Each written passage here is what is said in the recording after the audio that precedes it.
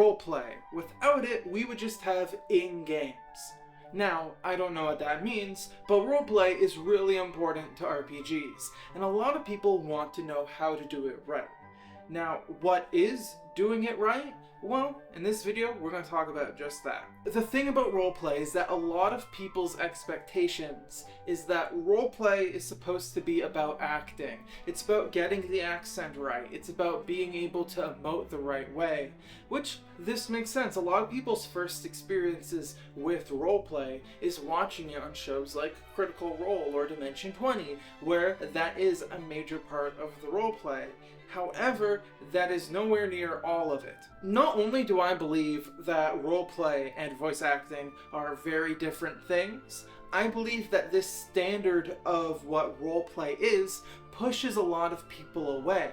Let's be real, no one at your game is really going to care if you got that accent just perfect, or if you were able to force yourself to cry on that right emotional beat. Roleplay is so much more than that, and that's exactly what we're going to get into later into this video. However, if you do really want to start trying to use a voice, my recommendation is to try to do a more muted version of that voice. For example, when I DM, I usually have a dragon voice that I do to show what the characters who don't understand Draconic are hearing.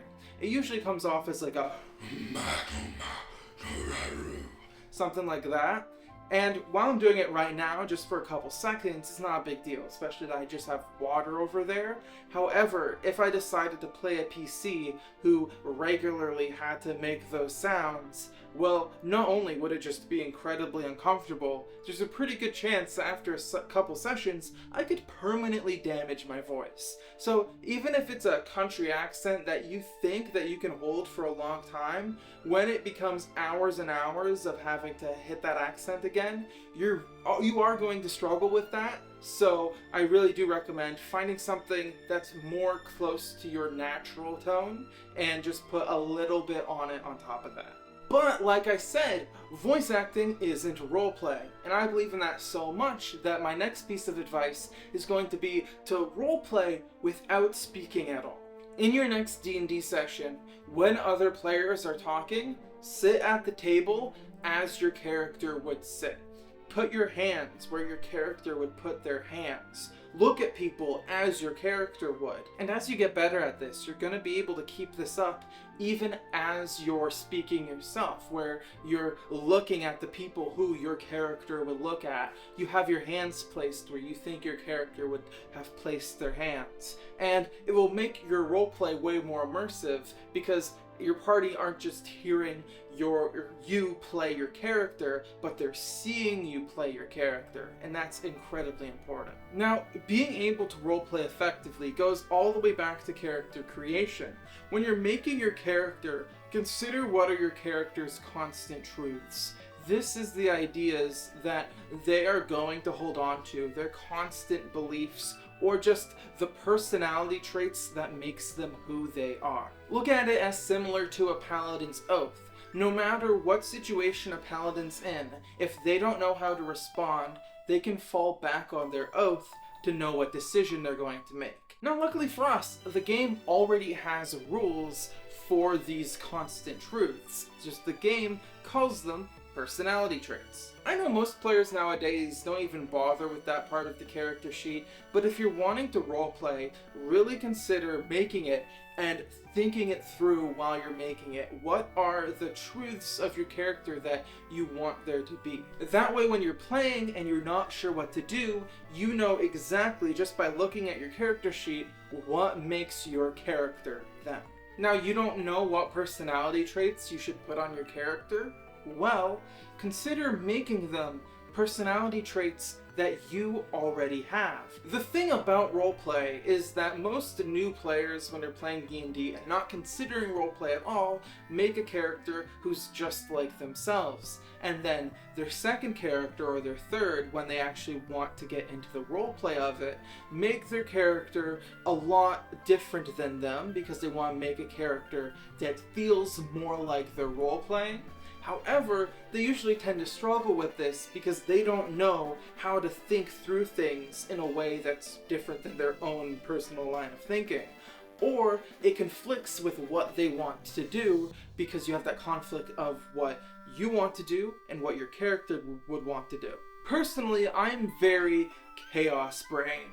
I love spontaneity, I love making actions quick on the fly and dealing with the consequences as they come, and any time I've tried to make a character that's more orderly, more planned out, it just doesn't really feel right because it goes against what I want to do, and then eventually that character just becomes a very spontaneous character, and then it feels like I'm not playing them correctly. From the start, I should have just been making them with all of this spontaneity who are willing to do the things that I want them to do. And that's actually really important to making a character. Make a character who is willing to do the things that you will want them to do. Now, if you watch any of the major actual plays, there's a good chance that you're missing out on 50% of what roleplay can actually be. This is because most actual plays focus on first-person roleplay. I do this, speaking in character, when there's also third-person roleplay. My character does this, speaking in more of a summary format of what your character would be saying. Now for DMs, switching between first and third person roleplay can actually be incredibly beneficial. When you want your party to know exactly what you're saying and know that it's an important thing, you use first person roleplay.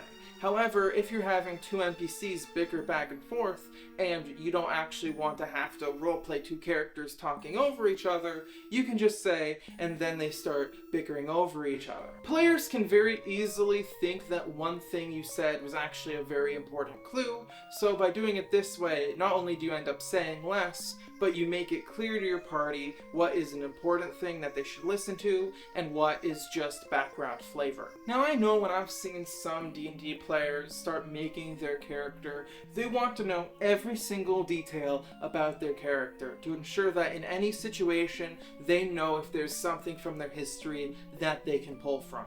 And thusly that creates very, very long lore books that oftentimes never get used. And if you enjoy doing this, that's totally fine, but it's entirely unnecessary. I've started to allow my players to do this, and it's created some really fun roleplay where I just allow my party to make up stuff about their backstories on the spot. If the wizard passes a nature check to learn more about a plant, well, maybe it turns out that when he was in wizard school, he actually took botany classes, and that's why he knows. Sometimes when we're coming across a new city, one of my party members will ask if it's possible that they knew of this city from their backstory, and then in the moment we'll quickly decide how they might have heard of it and how much they know of it. For us, this is a lot more fun than them having to create intricate backstories and me having to read through all of them to make sure that I'm not missing any details. If something seems like it would be fun, like it'd be fun to have someone have a great uncle who died in this city, we'll make that up in the moment. Now the thing about roleplay is that it's a skill. And with any skill, it takes time to get better at it. Now, one way to get better is to just roleplay in every single D&D session, but even then, that's like a couple hours a week if you're lucky. Most D&D sessions can be even less than that. So, you have to really figure out how to get the most out of building your roleplay skill. And the best way to do that is to roleplay outside of D&D. When you have time, make up different scenarios and consider what your character would do with them. If you're not good with coming up with ideas, whenever you're watching a movie, consider how the movie would have played out differently if the main character was your PC. We can do a practice right now. If you have a player character, consider what they would have done at the end of Fellowship of the Ring when Frodo and Sam leave to take the ring on their own and Merry and Pippin have been captured. what would your character do? Would they go and save Merry and Pippin just like Aragorn would? Or would they try to reach Sam and Frodo to ensure that the ring makes it to Mount Doom? Or would your character have a different idea? This is the fun of playing scenarios, because you get to figure out what exact intricacies your character would have. And then when you go into D&D and you have complicated scenarios that your character has to roleplay through, well, you already have more experience making decisions on behalf of your character. Another important thing to do in between D&D sessions is to reflect on your roleplay. Consider what you did that was really in character. Consider what you did that really wasn't in character. What could you have done better? What did you do that was good? More importantly, were there any choices that you made during this session that would change your character's outlook on the world, that would change the choices that they would make in the future? Now, I'm not saying that every single session you need to totally change your character and how they act. However, if you have a character who's inherently greedy and you realize that they did a truly selfless act this session, well, maybe a few sessions later that means that you're going to have a little bit more difficulty deciding if they're going to take the greedy option or the selfless option. And there we go. Just a few ways that you can hopefully improve your role-playing. If you want to see more videos like this one, you can click the subscribe button to stay updated on future releases. I also already did make a video just like this one about a year ago, so if you want to see it, it's somewhere over here. Now, I will say this was just when I was really getting started into making videos, so it's not the best, but I just want to say thank you so much for watching, and this is the end of the video.